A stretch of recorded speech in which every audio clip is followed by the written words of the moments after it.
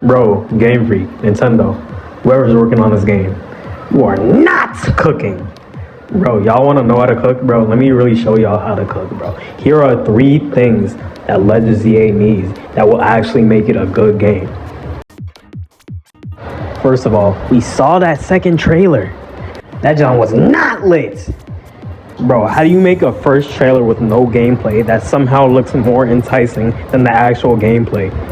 Bro, it literally looks like Scarlet and Violet all over again, and I know it's the same engine. It's crazy.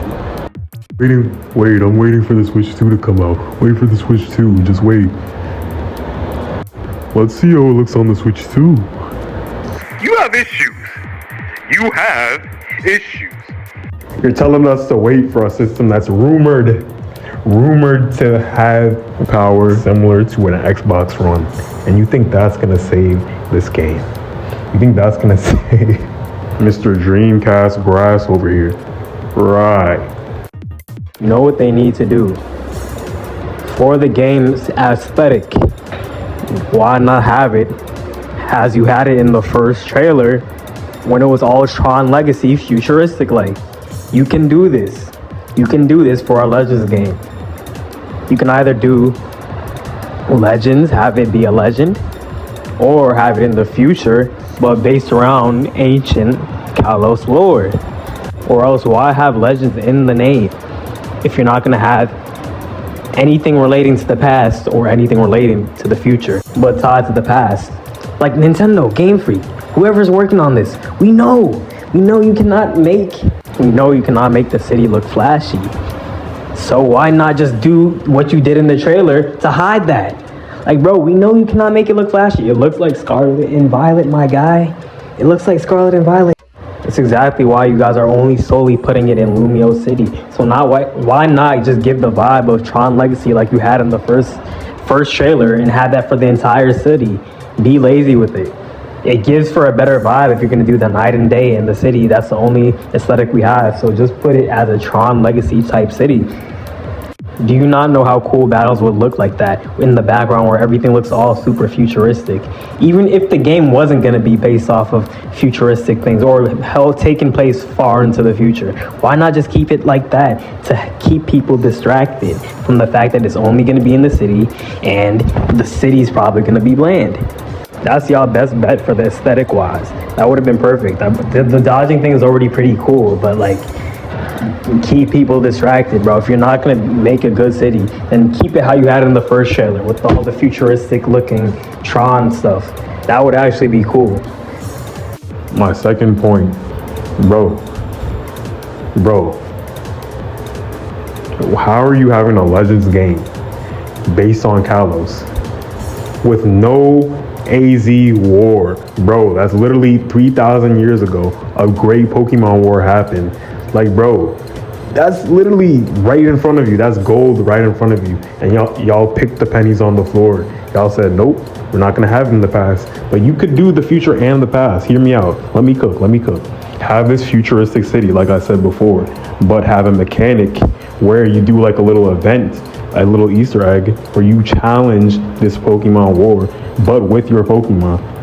Mind you, like I said, stay with me now. Remember that sync thing from Gen 9. Bring that sync thing that lets you move as a Pokemon back and have real gameplay of you fighting as the Pokemon in the Pokemon War.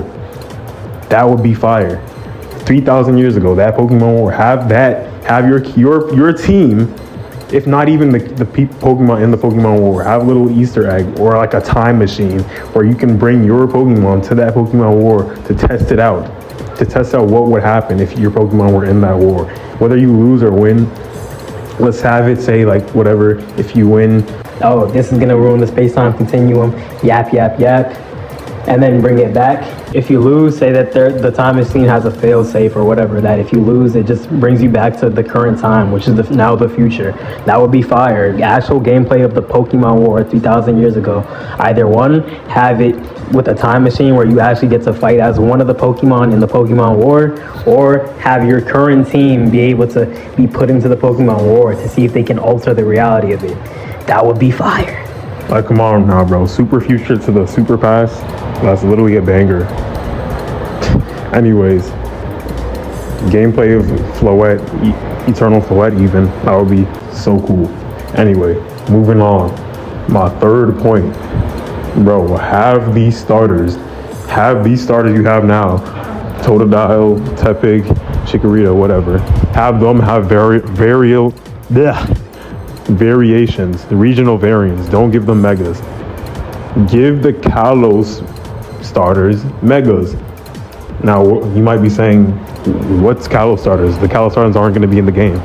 Put them in the game. Just like how Kalos Gen 6, Pokemon X and Y, had the old starters.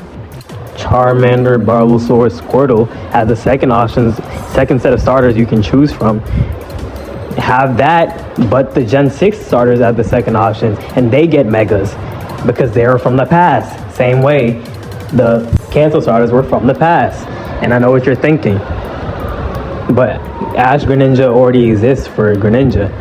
Give Greninja a Mega Y, just like how Charizard, Mewtwo have X's and Y's.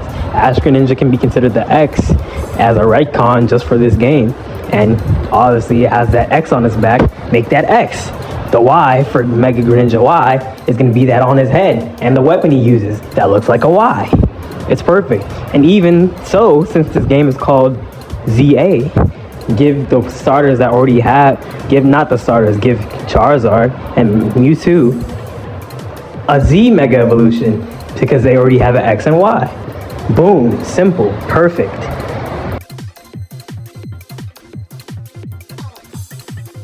That will literally make this game fire. It will make this game actually looking good, bro. Take this advice if you want this game to be good, or else it's gonna be whack.